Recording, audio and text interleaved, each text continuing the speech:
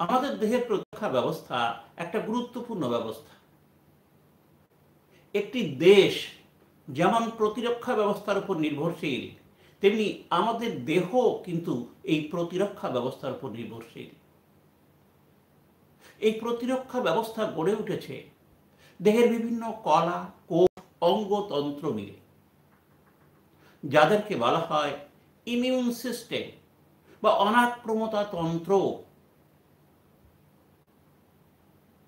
এই অনাক্রমতা তন্ত্র দেহকে বহিঃশত্রুর আক্রমণ থেকে এবং দেহ অভ্যন্তরে প্রবিষ্ট বিভিন্ন প্রকার জীবাণু, ভাইরাস, প্রোটোজোয়া থেকে শুরু করে জাতীয় পদার্থের বিরুদ্ধে প্রতিরক্ষা গড়ে তোলে।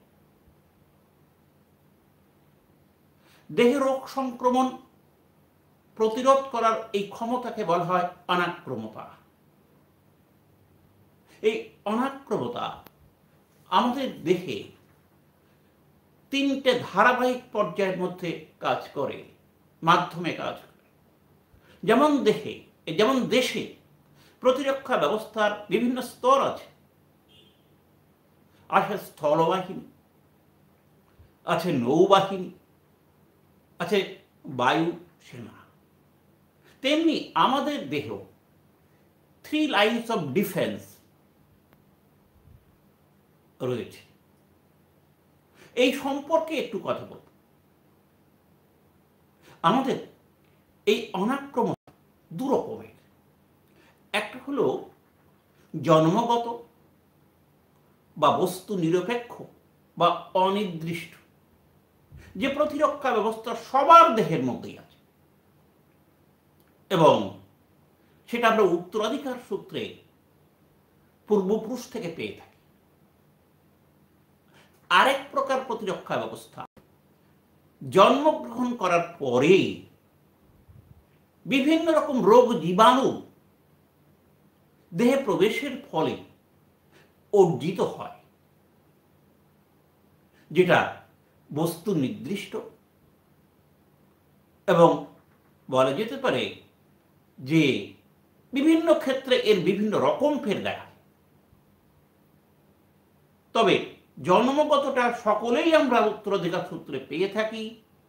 এটা স্থায়ী এবং বস্তু নিরপেক্ষ, সকল রকম সংক্রমণের বিরুদ্ধে কাজ করে। কিন্তু যেটা অর্জিত সেটা কিন্তু স্থায়ী নয়। নির্দিষ্ট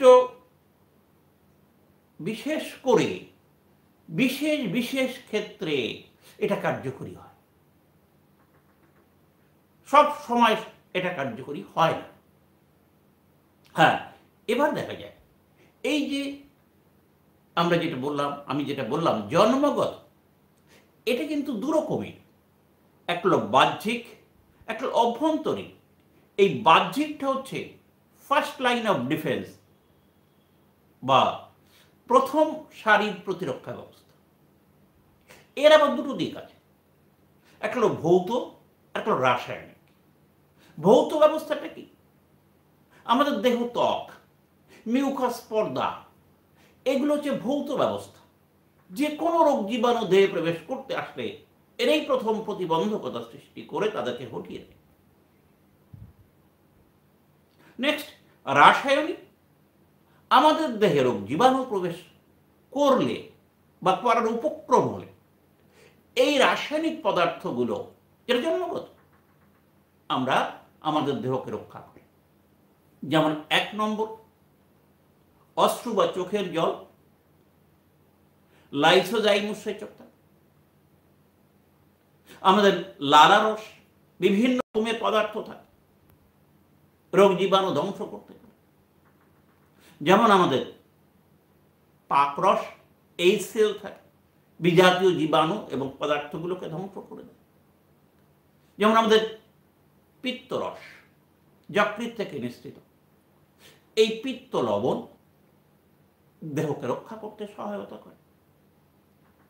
যেমন আমাদের ত্বকের সিবেসিয়াস গ্ল্যান্ড থেকে খরিত সিবাম, এটা আমাদের দেহকে রোগ জীবাণুর হাত থেকে রক্ষা করতে সহায়তা করে। যেমন আমাদের নাসিকার যে আবরণী কলাকোষ, সেখান থেকে খরিত যে শ্লেষ্মা, এটাও কিন্তু রোগ জীবাণু প্রতিরোধে কিছুটা সহায়তা করে। এই যে রাসায়নিক এবং ভৌত, এই দুটো মিলে এই বাহ্যিক জন্মগতর ক্ষেত্রে ফার্স্ট লাইন অফ ডিফেন্স তৈরি করে। সেকেন্ড লাইন অফ ডিফেন্স জন্মগত ক্ষেত্রে এখানে আমার তিনটি ব্যবস্থা আছে। এক নম্বর ব্যবস্থা হলো জৈব রাসায়নিক। এই জৈব রাসায়নিক ক্ষেত্রে দুটো সিস্টেম।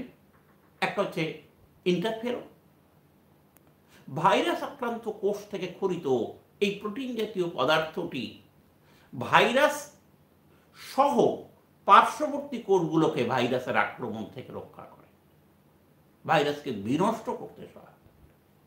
এছাড়া আছে আমাদের রক্তরসে অবস্থিত বিশেষ বিশেষ কিছু প্রোটিন, যারা কমপ্লিমেন্ট সিস্টেম সৃষ্টি করে, যারা প্রতিরক্ষায় গুরুত্বপূর্ণ ভূমিকা পালন করে। সেকেন্ড লাইন অফ ডিফেন্সের ফার্স্ট হলো এটা। সেকেন্ড লাইন অফ ডিফেন্সের সেকেন্ড পার্ট হলো কোষী। আমাদের উত্তরাধিকার সূত্রে প্রাপ্ত বিভিন্ন কোষ এই কাজে সহায়তা করে।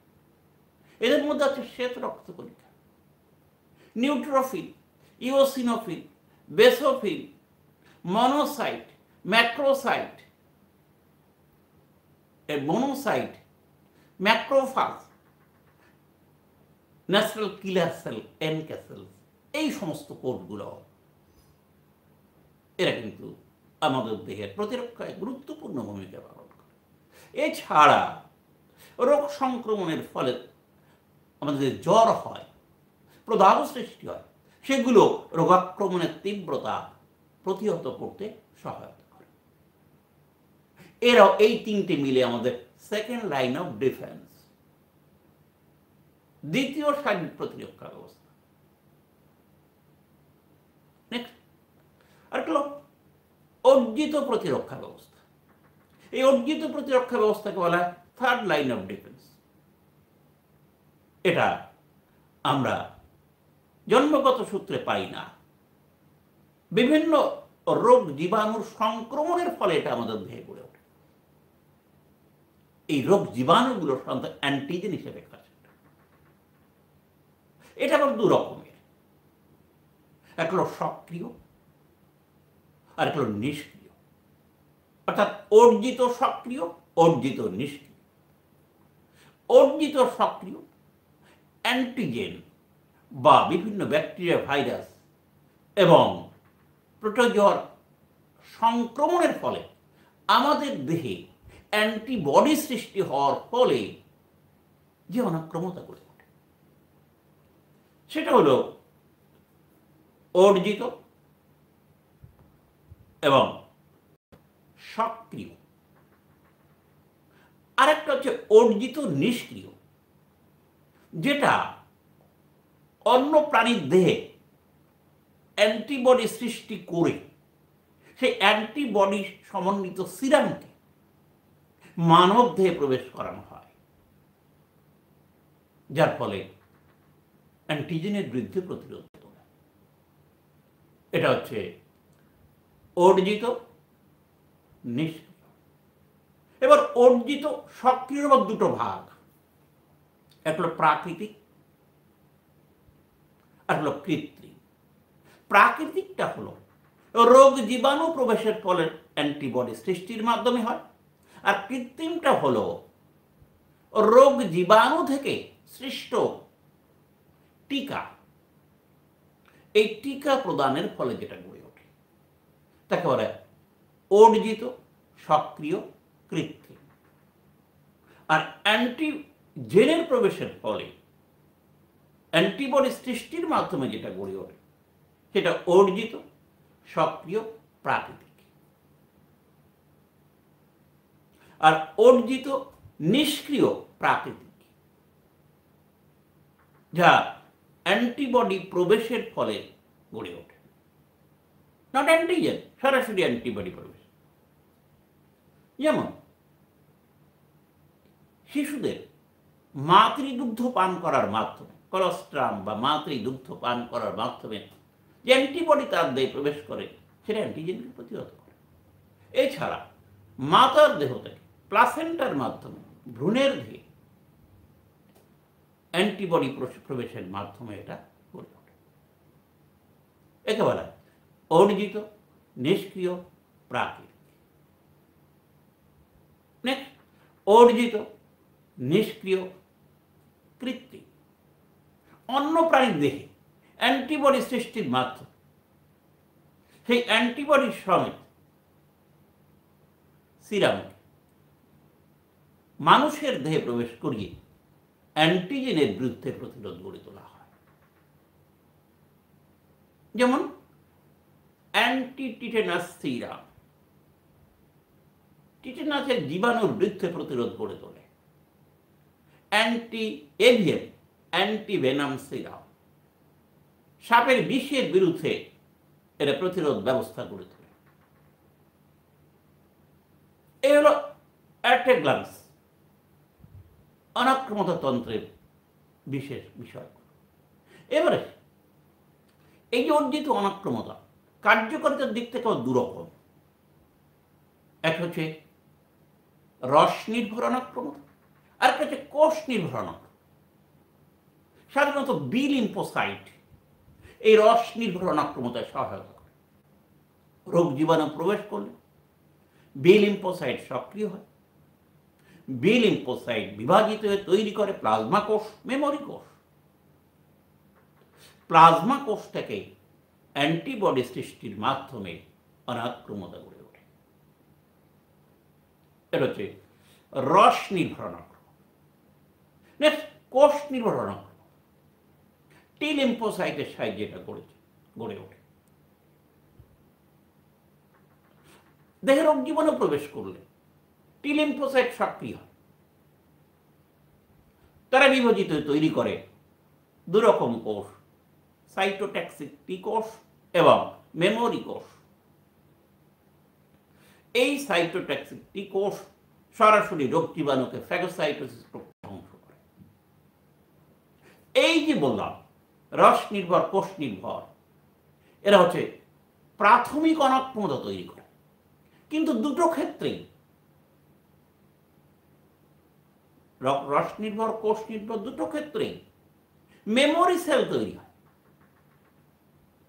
প্রথমবার রোগ জীবাণু প্রবেশ করলে তা স্মৃতি কেটে রাখে এই মেমোরি কোষ।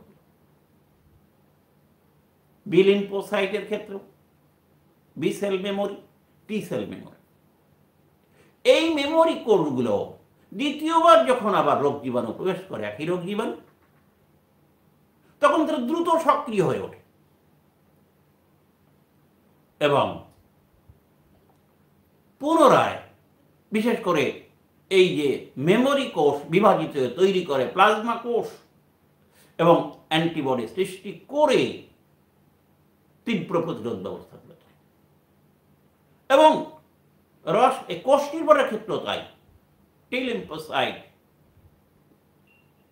টি মেমোরি কোষ যেটা, সেটা বিভাজিত হয়ে প্রচুর সংখ্যক এই সাইটোটক্সিক টি কোষ সৃষ্টি করে এবং তারা খুব দ্রুত এবং সাংঘাতিক রকমভাবে প্রতিরোধ ব্যবস্থা গড়ে তোলে। তাকে গৌণ অনাক্রমতা। এই অভিনব ব্যবস্থা আমাদের দেহের মধ্যে বিরাজমান। তা নয় আমরা বিভিন্ন সময়ে ম্যাক্সিমাম ক্ষেত্রে বিভিন্ন কন্টামিনেটেড পরিবেশের মধ্যে যাচ্ছি, কিন্তু আমরা সবসময় রোগাক্রান্ত হচ্ছি না। আমাদের ইমিউন সিস্টেম আমাদেরকে এই প্রতিরোধ ব্যবস্থা গড়ে তুলতে সাংঘাতিকভাবে সাহায্য করছে। যদি এটা ফেলিওর হয় তখনই আমরা বিপর্যস্ত হই, রোগ প্রতিরোধ ক্ষমতা প্রতিহত হয়, আমরা কিন্তু অনেক সময় মৃত্যুর মুখে পতিত। শেষ করছি, ভালো।